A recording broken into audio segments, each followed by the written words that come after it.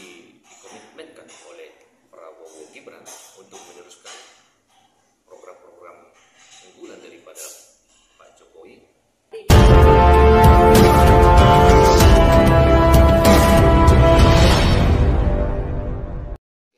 Bang, setelah sukses menjadi sekjen di AAIB Jakarta Timur nih Bang, dengar-dengar Abang punya organisasi baru Bang, bisa diceritakan nggak sih, bisa dijelaskan nggak sih Bang? Ya betul, jadi begini ya, kalau AAIB Jakarta Timur itu kan kita harus segala sesuatunya itu dengan arahan dari pengurus pusat AAIB.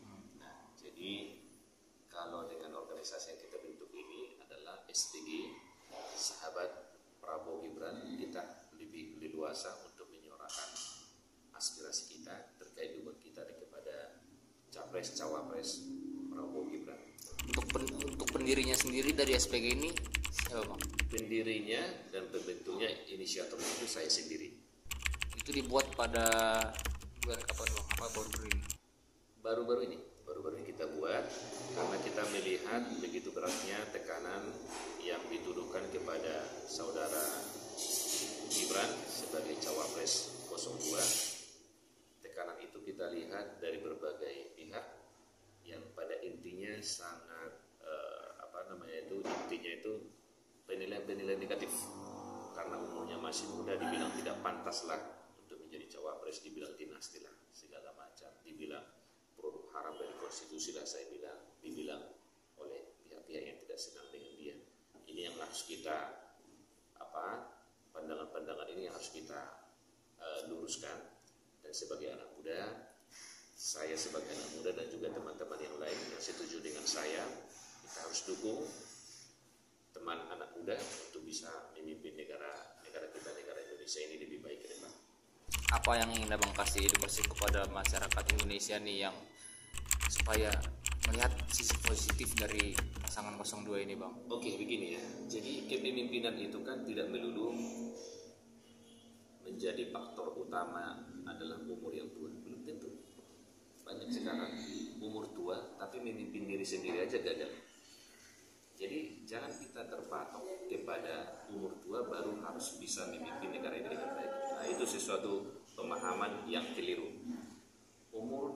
Banyak contoh-contoh di dunia ini umurnya muda tapi bisa sukses menjadi pemimpin, baik dalam pemimpin agama ataupun sebagai pemimpin negara ataupun panglima militer.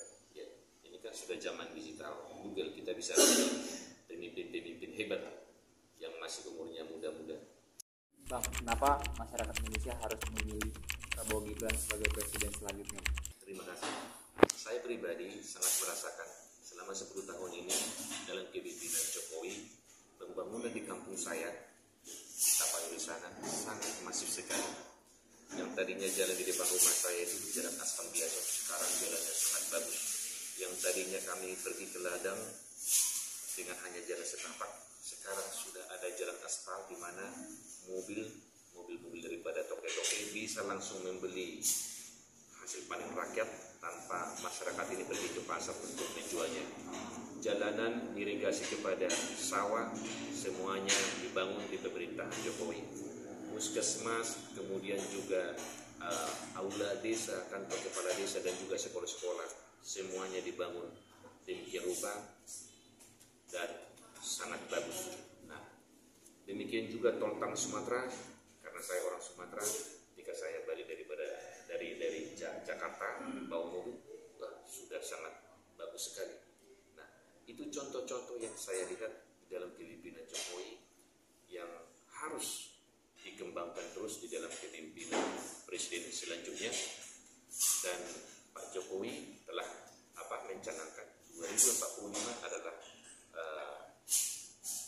Indonesia emas menjadi negara maju, dan hal ini telah dikomitmenkan oleh Prabowo Gibran untuk meneruskan program-program unggulan daripada Pak Jokowi untuk melanjutkan program-program yang telah ditorehkan, hal-hal yang baik yang telah dibuat oleh Pak Jokowi demi Indonesia emas 2045. Artinya artinya harapannya bisa diturahkan ke Prabowo Gibran ya untuk membuat Indonesia bisa lebih baik lagi Bang. Itu harapan kita.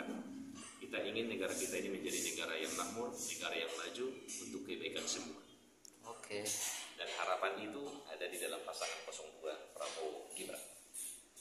Mengingat juga track record dari Gibran yang sukses juga di jabatan sebelumnya yaitu wali kota Solo ya Bang. Ya betul. Jadi Gibran ini kan sudah menjadi wali kota. Artinya indikator dia untuk memimpin suatu wilayah yang lebih kecil dari negara kan sudah terbukti dan dia sudah berhasil gitu kan. Walaupun masih ada hal-hal yang perlu diperbaiki. Jadi ini menjadi indikator ketika seseorang sudah mampu memimpin dalam hal kecil, berarti dia bisa dipercaya untuk memimpin sesuatu hal yang besar. Oke, ini kan juga banyak Bang calon pemilih Gibran untuk suara di kaum Gen Z dan milenial. Untuk biar meyakini banget seperti apa sih Bang? Jadi kalau strategi khusus tidak ada.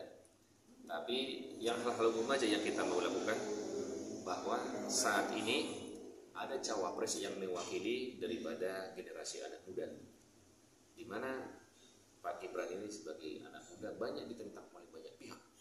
Ya kan? Ini harus kita lawan, ya kan? Bahwa anak muda juga mempunyai kemampuan, harus diberikan kesempatan untuk memimpin bagaimana supaya negara kita ini bisa jauh lebih baik. Jadi saya secara pribadi pun dan sebagai praktisi hukum menyalahkan putusan MK itu. Menurut saya yang bagus itu sebenarnya pemahaman saya usia pemilih itu kan 17 tahun atau sudah pernah menikah. Nah seharusnya juga usia yang harus dipilih, ya kan, pemilih dan dipilih harus sama.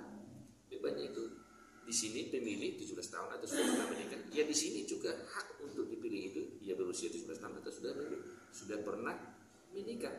Mengenai nanti apakah itu dia lolos sebagai presiden atau sebagai wakil presiden, ya kan masyarakat yang memilih. Tapi hak konstitusi yang dimiliki oleh warga negara yang melekat padanya itu harus kita dukung dan itu haknya. Begitu. Jadi jangan orang dihalang-halangi untuk untuk menggunakan hak konstitusi yang melekat pada dirinya. Kalau Pak Gibran itu kebetulan aja nih sebagai anak presiden. Nah, ketika dia sebagai warga negara biasa, dia kan mempunyai hak untuk memilih dan dipilih. Jadi jangan kita menghakimi terlalu dalam. Oke Bang, menurut Abang sosok Prabowo dan Gibran ini di mata Bang seperti apa sih Bang? Saya lihat ada sesuatu hal yang positif saya lihat dari diri Prabowo. Yang saya tahu kan beliau ini sudah keempat kali ini maju sebagai capres dan 3 kali sudah kalah. Tapi satu hal yang saya lihat adalah sifat pantang menyerah. Sifat pantang menyerah sampai tujuan tercapai. Ini kan suatu sikap yang positif, ya kan? Sikap yang positif. Dan saya lihat beliau ini kan secara duniawi sudah selesai begitu ya. Kalau dibilang dia menjadi capres untuk mencari uang, uangnya dia sudah banyak. Kalau dia bilang dia capres untuk mencari pamor atau supaya lebih terkenal, dia sudah terkenal selama ini. Dia sudah ada segalanya, ya kan? Nah, jadi impian dia kan ingin mengabdikan diri kepada bangsa dan negara. Ya, impian yang baik itu ya harus kita dukung dong.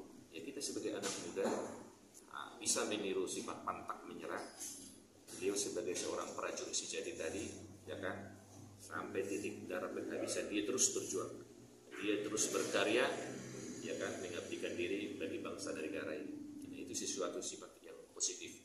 Dan kepada Gibran, yaitu tadi bahwa anak muda Pak Gibran ini sebagai representasi kita di dalam hal memimpin negara ini, ya kita harus dukung. Itu sesuatu hal yang bagus. Bahwa kepemimpinan itu tidak hanya didominasi oleh umur-umur yang sudah tua. Anak muda juga harus diberikan ruang dan waktu untuk memimpinnya. Mengapa tidak? Kalau anak muda bisa membuat lebih baik perubahan di dalam negara kita ini, harusnya kita dukung. Jangan kita hakimi, jangan kita tuduh macam-macam. Itu kan tidak baik. Nah, mengenai hal ini kan juga banyak gesek-gesekan dari pihak sebelah nih Bang. Itu menanggapinya seperti apa nih Bang? Ya saya pikir ya kita nggak usah terlalu pusing lah ya. Karena kalau kita ladenin pun, ya sama aja kita membuat diri kita sakit. Jadi ya kalau sepanjang kita bisa kita jelaskan dengan baik-baik, dan ya yang menuduh itu bisa menerima, ya puji syukur. Ya tapi kalau sudah kebablasan tuduhannya itu, ya kan ada mekanisme hukum. Apalagi dia menyampaikan black campaign, apalagi dia juga menyampaikan berita-berita hoax. Itu saya pikir sudah tidak sehat. Saya baru baca berita, ada pernyataan daripada ahli telematika Roy Suryo, dan saya lihat beritanya juga dia sudah dilaporkan di Barreskrim oleh relawan Prabowo 08. Nah, jadi jangan sampai perbedaan itu kan sesuatu hal yang wajar, ya kan? Jangan sampai perbedaan itu memecah belah persaudaraan, memecah belah bangsa dan negara kita ini, sehingga yang sengsara ya kita begitu. Yang seharusnya dilakukan untuk bersaing sehat itu seperti apa sih Bang? Ya silakan memposting program-program daripada capres dan cawapres unggulan kita, ya kan? Dan ya saya pikir terukur aja penyampaiannya, nggak usah kita memaksakan, kan kita tidak bisa memaksakan kehendak, ya kan? Saya punya pilihan, saudara punya pilihan, yang lain juga punya pilihan, kita hargai pilihan masing-masing, ya kan? Dan perbedaan itu adalah sesuatu yang harus kita syukuri untuk mencapai sesuatu yang lebih baik, untuk mencapai sesuatu yang lebih sempurna. Mungkin terakhir Bang, harapannya untuk paslon 02 ini seperti apa Bang? Ya harapannya kan yang namanya jagoan kita ya bisa menang, ya kan? Kalau nggak satu putaran, jadi nanti dalam putaran kedua ya sebagai pemenang gitu. Itu aja. Oke, terima kasih Bang. Baik, sama-sama.